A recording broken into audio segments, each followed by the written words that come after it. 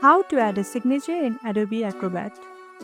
First, head over to acrobat.adobe.com and log into your account.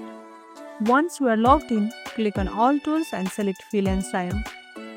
Next, click on Select a file to upload the PDF you need to sign. Once uploaded, the document will open and you are ready to go.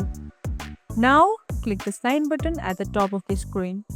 This will open a small menu with several options. Click on Add Signature. If this is your first time adding a signature, Adobe will ask you to create one. You can either type your name and choose a signature style, draw your signature with your mouse or trackpad, or upload an image of your signature.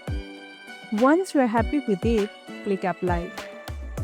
Now, simply click on the place where you want your signature to appear in the document.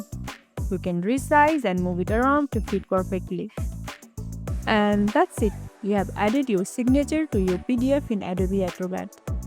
If this tutorial helped, don't forget to like, subscribe and tap the bell icon so you never miss an update. See you in the next one.